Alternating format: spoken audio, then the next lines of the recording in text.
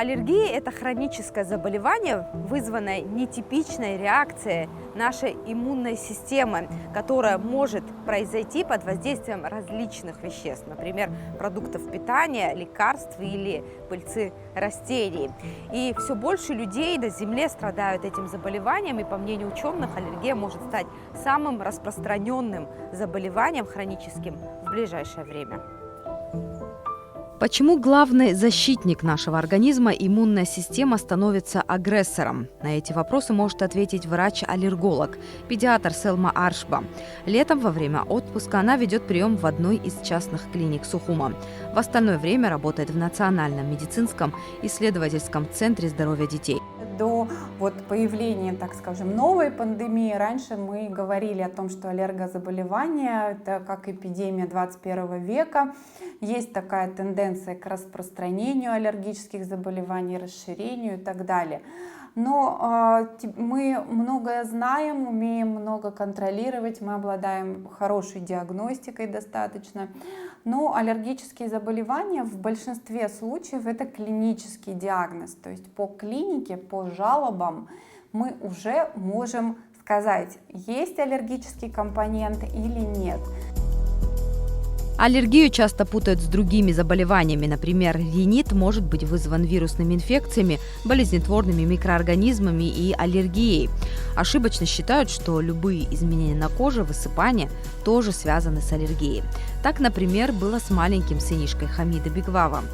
У ребенка был атипичный дерматит. Заболевание не имеет никакой связи с аллергией. Это хроническое воспаление кожи, характерным признаком которого является зуд. Бывает такое, когда я вижу, что, например, он побегает немножко, да, и начинает чесаться, то есть появляется сильный зуд. Это в особенности у нас слабые места, это локтевые сгибы и ножки. Потом подбородок, щечки начинают чесать, ушки. Это такие части тела, которые нас, например, беспокоят всегда. 2 годика, когда у него были покраснения какие-то, естественно, сейчас такие стереотипы, все мамы думают, что если щечки красные, если у ребенка зуд, то это точно 100%, не сдавая анализа, аллергия. Но, естественно, когда мы попали, благо, к доктору Аршба, мы узнали, что она принимает как аллерголог-иммунолог, и я же думала, что это связано чисто с аллергией, да, то есть пищевая аллергия. Мы обратились к доктору, и после осмотра нам поставили, грубо говоря, такой диагноз, как атопический дерматит. И доктор хотела проверить, связано ли это с пищевой аллергией. И сдавая некоторые анализы, мы в итоге выяснили, что это с аллергией не связано. То есть у нас чисто кожное заболевание, как атопический дерматит. Когда говорят, что сыпь на коже всегда аллергия, всегда нужно уточнить, есть ли зуд этого места. Потому что аллергия в большинстве случаев чешется. Да, то есть это активность, это реакция. Аллергия может проявиться в любом возрасте. К ней относятся иммунные реакции, при которых в организме человека вырабатываются антитела, иммуноглобулины И, для специфических белков. Когда эти вещества приводят к гиперчувствительности организма, они называются аллергенами.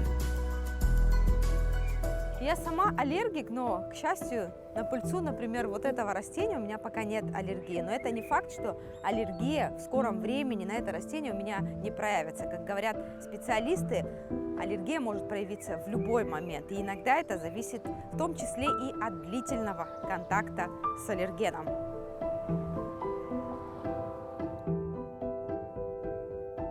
При аллергии в организме человека вырабатываются антитела для специфических белков, содержащихся в аллергене.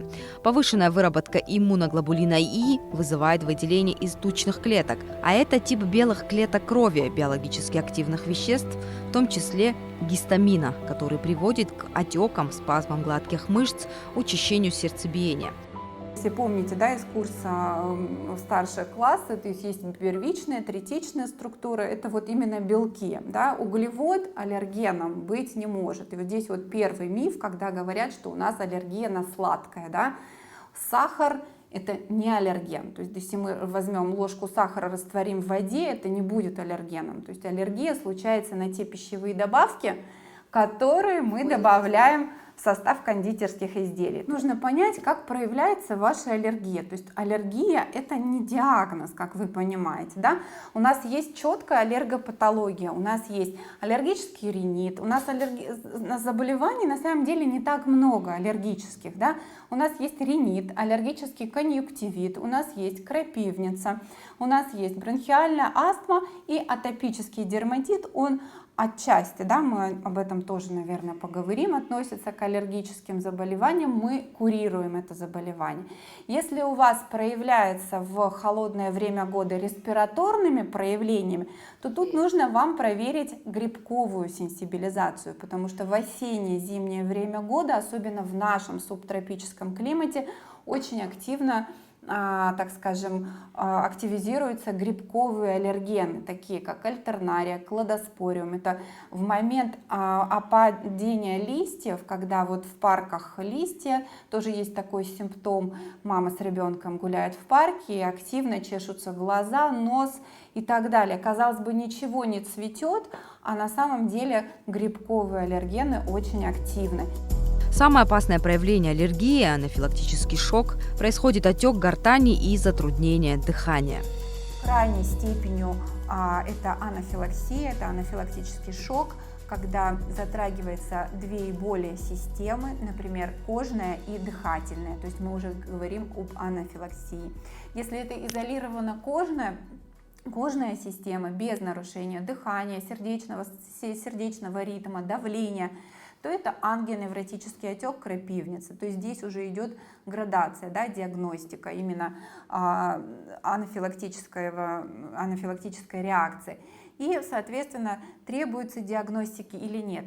В настоящее время мы обладаем молекулярной диагностикой. Это тоже очень интересно. То есть что такое? Мы можем яблоко разделить на молекулы. То есть есть те молекулы, которые перекрещиваются, например, с деревьями. Сейчас вот я вам, к примеру, покажу. Например, вот такой вот пример, да, очень талантливый. То есть общие вещества, которые есть. Да, да, это вот березы, талантливый аллерголог из Петербурга рисует, Ольга Жоголева. Вот, значит, например, береза, да, сюда же орешник, то есть это букоцветные, имеют вот такой вот главный аллерген. И как вы видите, с аллергеном морковки, сырой морковки, они не очень отличаются. Так вот, наша иммунная система чувствует, что когда человек кушает сырую морковь, она думает, что она дышит пыльцой или он жует пыльцу, грубо говоря, и у него начинаются респираторные симптомы, могут быть покалывания в ротовой полости и так далее. А человек думает, что у него аллергия на яблоки, морковь, косточковые, персики, сливы и так далее. Но если мы термически обработаем, денатурируем этот белок, то все в порядке, он будет его переносить, наша иммунная система никак не будет на это реагировать. В последнее время увеличивается количество людей, страдающих аллергией, и многие ученые это связывают с тем, что люди стали больше внимания уделять собственной гигиене. То есть существует такая теория чистых рук, из-за которой и люди начали страдать аллергией. То есть чем больше внимания мы уделяем гигиене, тем меньше наша иммунная система загружена, и поэтому она так остро реагирует на любые раздражители. Иммунная система не готова к такому воздействию, и поэтому вызывается такая вот аллергическая реакция.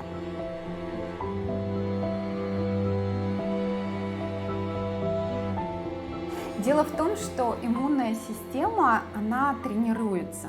Вот у ребенка до 7-летнего возраста она, вот как я объясняю своим пациентам, да, родителям, то есть когда мама говорит, что ребенок часто болеет, у нас снижен иммунитет, это не так. То есть иммунитет не опускается. Если ребенок болеет, это значит, что иммунная система наоборот активно работает. То есть мы не говорим о том, что снижается иммунитет. То есть это неверное тоже понятие. И слабый иммунитет, укрепить иммунитет при аллергии, иммунитет работает наоборот, очень активно. То есть мы говорим о том, что это гипераллергическая реакция, а не ослабление иммунитета. Действительно, есть исследования, которые говорят о том, что дети в селе болеют аллергическими заболеваниями гораздо реже, чем городские дети. С чем это связано? Наверное, судя по всему, с контактами, в том числе считается, что контакты с животными, контакты с землей в том числе, они подготовили, то есть выработка толерантности. Есть иммуноглобулины толерантные, они иммуноглобулины G, например, а есть аллергические иммуноглобулины И. Так вот, у детей, которые воспитывались в деревне, да, они ходят босиком по траве, они кормят курочек, да, контактируют с животными. У них иммунная система в курсе, что это такое, и толерантность у них достаточно выработана. Некоторые исследования показали, что дети из многодетных семей гораздо реже страдали аллергическим ринитом и экземой, чем единственные дети в семье. Также выяснили, что различные иммунологические и аутоиммунные заболевания гораздо реже встречаются в странах третьего мира. Смотрите, вообще аллергические заболевания, так, открою небольшой секрет, это не секрет на самом деле, но лечатся всего 3 способами. Первый, самый эффективный, это убрать аллерген, не контактировать с аллергеном. Второй способ – это симптоматическая терапия, когда мы применяем антигистаминные препараты, гормональные препараты, антилейкотриеновые препараты в зависимости от ситуации в определенной схеме, в определенной дозировке, подобранной конкретно к каждому человеку, в том числе к ребенку. Но это только снятие симптомов. Гистамин – это один из медиаторов, то есть в итоге аллергологической реакции, да, иммунологической реакции происходит выброс вот этого медиатора аллергии, такого как гистамин. Медиатор – это тот, так скажем, то вещество, которое выбрасывается путем каскада аллергологических реакций, то есть идет контактирование клеток, и итогом этого контакта является выброс вот этого гистамина, который действует на клетку, вызывая покраснение, зуд, отек. И третий способ – это аллерген-специфическая иммунотерапия, которая является болезнь-модифицирующим методом. Не все в курсе, да, что это такое, потому что, к сожалению, информации мало. Врачи, например, пациенты долго могут ходить от лор-врача к аллергологу, наяривая такие круги, да, своего рода, и не зная, они просто снимают симптомы и не понимают, допустим, та же аллергия на амброзию, которой очень много у нас в регионе, да, Краснодарский край, Сочи, Абхазия. Это как очень такой активный и опасный аллерген. В этом случае есть аллерген-специфическая иммунотерапия, она применяется с 5 лет. Это своего рода школа для иммунной системы, то есть клетки меняют свой ответ с аллергического на толерантный. В потоке информации, который обрушился на нас в 21 веке, много мифов, в том числе и относительно аллергии, о том, как лечить, причинах аллергии и многое другое.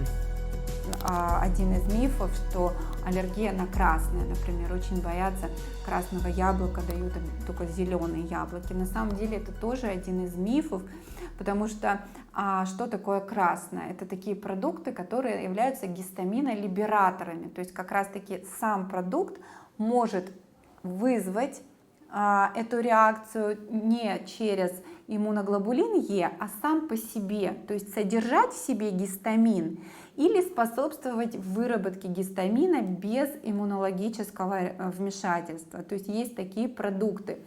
Но в список обязательных аллергенов они не входят. То есть у нас есть, на последнем конгрессе Европейской ассоциации этот список расширился до 14.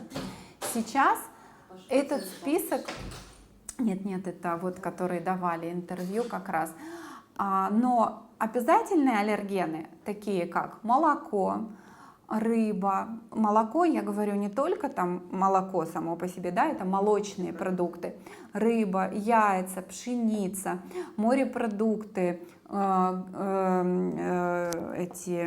люпины, это бобовые. Дело в том, что в этот список, как вы понимаете, не входит ни апельсин, ни клубника, ни шоколад, да? То есть это продукты гистаминолибераторы, когда мы можем подобрать переносимую порцию. Тут даже, знаете, на укусы комаров назначают диету. Вот в чем вопрос, понимаете? Ребенок лишается пищевых нутриентов. Это неверно, это крайне неверно. Почему, когда лечат аллергию, кишечник лечат? Ну, Тоже миф? это миф. Да, это миф. Сорбенты при аллергии, да, тоже, туда же, да, то есть вы говорите, есть гастроинтестинальные формы аллергии, они имеются. Как мы определяем гастроинтестинальные формы пищевой аллергии, например, в основном, да, то есть если у нас есть респираторные проявления, то есть это зуд носа, да, выделение из носа, заложенность носа, обструкция, кашель, никак кишечник в этой ситуации лечить не нужно. И если есть бронхиальная астма в том числе. Если есть пищевая аллергия, которая проявляется гастроинтестинальной формой, например, рвотой, слизью в стуле, кровью в стуле, в этом случае должна быть четко выявлен пищевой триггер, то есть пищевой аллерген. Здесь ведение пищевого дневника, колоссальная трудоемкая работа с мамой, потому что не всегда анализы на специфические ИГЕ нам могут помочь. Главная заповедь, да, какая? Не навреди. То есть мы не должны, первое, лишать ребенка продукта, это однозначно, потому что, опять же, возвращаясь к нашему вопросу о причинах, да, микробиота, чем разнообразнее мы кормим нашу микробиоту, тем менее у нас необходимость в каких-то лекарственных веществах, правильно, в каких-то добавках. Вот в повседневной жизни вообще атопический дерматит очень мешает, да, вот образу жизни ребенка. То есть существуют различные триггеры, да, то есть что такое триггеры? Это вот, например, пыль, да, пот. То есть наш вообще самый такой главный триггер — это пот. Тем более сейчас лето, это вот мы подбираем вместе с доктором эмолиенты, да, что такое эмолиенты? Это увлажняющие крема, которые ежедневно, если нужно, 2-3 раза в день мы наносим, то есть это стабильно ежедневно. Вот мы лечились определенными кремами, когда нам уже поставили диагноз как атопический дерматит, что не нужно его пичкать никакими лекарствами, что нужно наладить вот этот барьер кожи, восстановить его. И после терапии, где-то уже через месяц, мы были просто вот как будто ни в чем и не бывало. И по сей день вот мы увлажняемся, потому что это необходимо. А в случае атопического дерматита, например, да, вот такую схему простую нашла, чтобы родители понимали. То есть у нас есть дефект кожного барьера, то есть кожа теряет влагу через вот эти вот нарушенные ворота, так скажем, могут проникнуть грибы рода малосезия, в основном являются причиной обострения, золотистый стафилококк, да, то есть это происходит локально. То есть для диагностики атопического дерматита на самом деле нам не нужно ни анализов, ничего, нам нужен ребенок и нам нужны жалобы, все. У нас, у родственников вообще никто, у меня атопиков вообще в семье нет. Аллергии? Нет, которые вот связаны с аллергией, тоже нет. Поэтому я на самом деле сама задавалась вопросом, откуда? Потому что до года было все хорошо, а после года вот начались вот эти проявления. Мы наследуем не вид аллергии, например, ваша мама страдала на полинос на березу, например. Вы наследуете только предрасположенность. Вы не наследуете именно то, что вот она на березу страдала, может быть, у вас вообще не быть аллергии. То есть иммунная система одинаковая у нас. Иммунная система работает иммунная система? Зависима от генов. Мы все зависим от генетики. Считается, что аллергия охватывает все больше людей, ею страдают в разном возрасте. Но уже доказано, что существует предрасположенность к этому заболеванию, а значит и решение этой проблемы нужно искать на генном уровне.